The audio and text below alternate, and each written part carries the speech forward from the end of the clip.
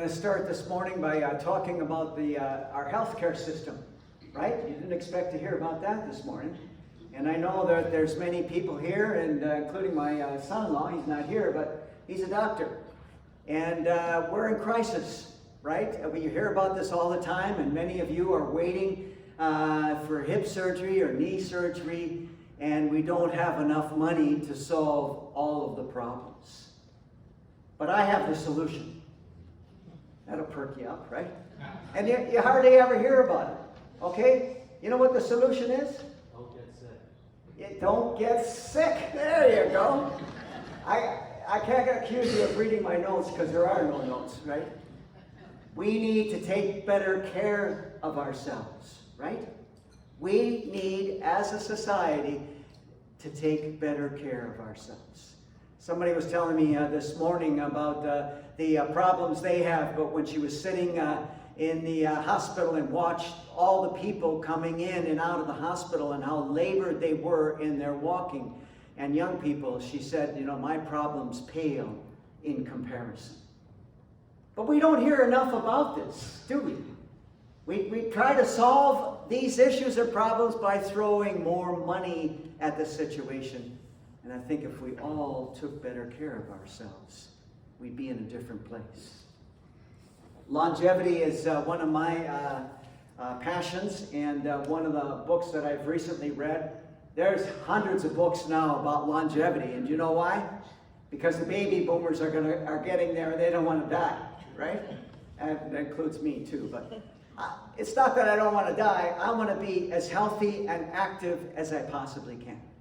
But this is an awesome book, very easy to understand. Dr. Mark Hyman, Young Forever. And I'll save you the money, okay? This is it. 50% of longevity is what you eat, and 40% is movement, right? 50% what you eat, and 40%, and 10% is lots of other things. I'm going to talk about that 10% in a little bit. But that's what he says. And he claims, and he's a doctor and he's done the research, he says that 90% of us who end up in the hospital or in the healthcare system, it's because of things that we're doing or not doing. So he's trying to motivate. He's not trying to make us feel guilty. He's trying to motivate us to a different lifestyle. And many of us have gotten into bad habits. Okay? We eat the same diets that our parents and grandparents ate. And thinking, well, they lived to be so-and-so, and they lived to be into their 80s and 90s, I can live the same way. It's not the same way. And we're not as active as our grandparents and great-grandparents were. So it's food for thought. And it's something that I teach in Qigong, and I talk about all the time, that there's many different things that we can do to make changes in our life. And the healthier we become, the better it is for all of us. Right? It makes sense. Let's talk about that 10% though, right? The 10% of other things. The gospel reading was very interesting, where Jesus sat down and with Matthew and other tax collectors and sinners. Okay, my father-in-law was a tax collector, and he hated that connection. Tax collectors and sinners were there together. Okay, and Jesus was strongly criticized. And Jesus said, this is why I came. I came to heal the sinners. I wish we would change that word. I wish the word would be those who are broken. Jesus came to heal those who are broken. Okay? When we drive downtown, we look at the homeless people. We see people who are drug addicts, people who are stumbling, and know in the middle of the day they're drunk already. We can judge them, or we can see them as people who are broken. And that's a better way to see them. Take the judgment out of it. There's lots of reasons why people are on the street and why people are suffering from addictions. They are broken people. And many of them are broken from their childhoods, or they're broken because of the relationships that no longer exist in their lives. Jesus came to heal those who are broken.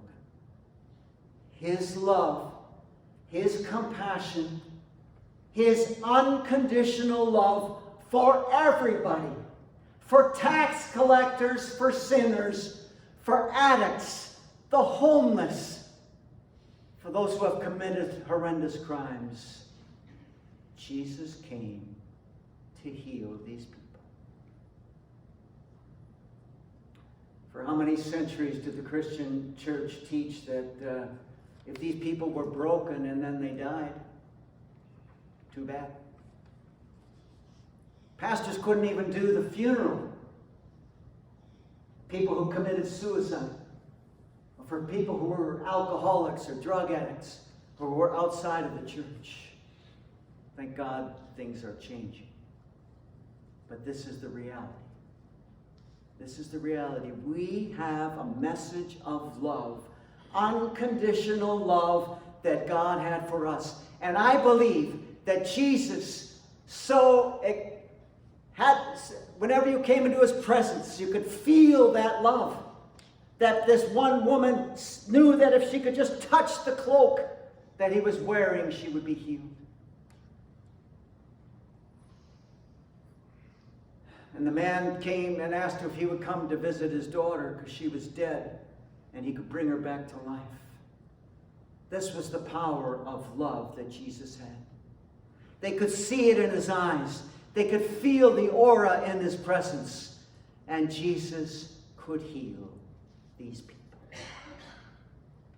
Love should be a part of our equation for healing. Not judgment, not excluding people who don't fit the bill and don't match up to what we think they should be like. When our children fail us, in quotation marks, when they're not the people we had hoped they would be, it's not a time to exclude and to judge and to cast them out. It is a time for us to open our arms, forgive, accept, and welcome them into our families. I walk in daily to chapters, not daily, but weekly, a couple times a week, and always go to the self-help section. Whenever I'm there, there's somebody very sheepishly looking around. Everybody should be in the self-help section, right? Unless you're perfect, go to the self-help section and read about things that can help to change your life. But they always talk about the things that you can do to help bring healing in your life. But I haven't read yet the title of the book, If Nothing Else Fails, Try Forgiveness. Try forgiveness. Right? And I believe that sometimes the illnesses that we have, the heartbreak that we have, is because of our broken relationships. Forgiveness is the way for us to heal. God has given us this gift. Sometimes we need to forgive others. And as those cards in the narthex say, sometimes we need to ask others to forgive us. These are the things that bring healing. Amen.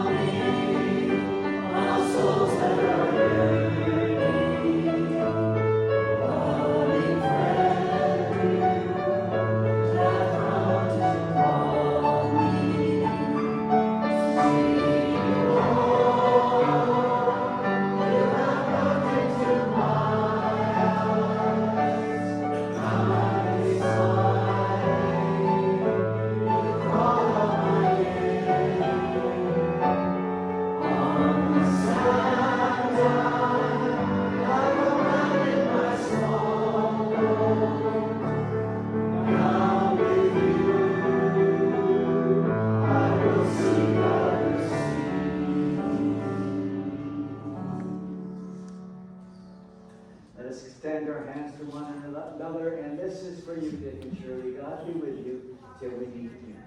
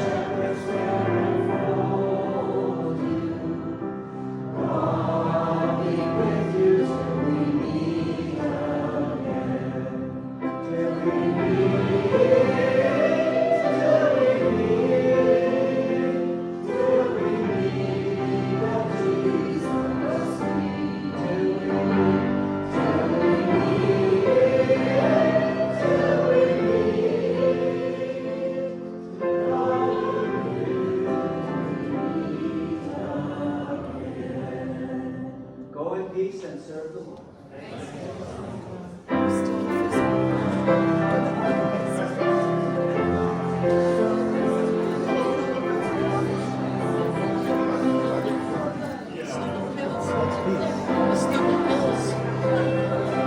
Godspeed.